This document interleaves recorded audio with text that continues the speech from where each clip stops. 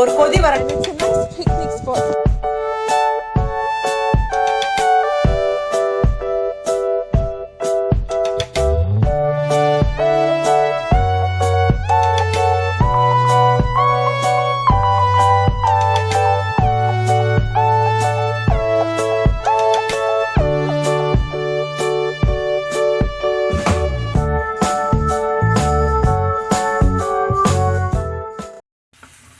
உருளைக்கிழங்கு வதக்கல் ரொம்ப இது ஒரு வித்தியாசமாக நான் இந்த உருளைக்கிழங்கு வதக்கலை பண்ணினேன். நான் ஒரு சாம்பார் அருமையான முள்ளங்கி சாம்பார் வச்சுருந்தேன்.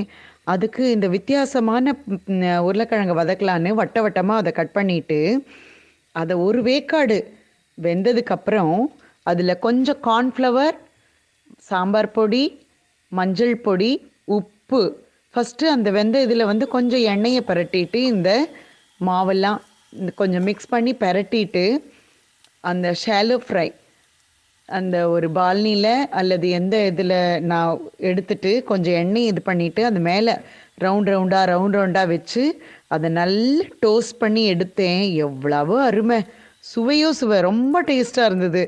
அதுவும் இந்த குளிர்காலத்துக்கு சாப்பிட்றதுக்கு எக்ஸலண்ட்டாக இருந்தது. இது வந்து மிளகு ரசம் சாப்பாட்டுக்கு தொட்டுக்க முடியும், மோர் குழம்புக்கு அருமையாக இருக்கும். ஸோ சுவைச்சு சாப்பிட்டோம். இந்த மாதிரி நீங்களும் பண்ணி பாருங்கள். ஒரே மாதிரி பொரியல் பண்ணாமல் கொஞ்சம் வித்தியாசமாக பண்ணலான்னு பண்ணேன். அருமையாக இருந்தது.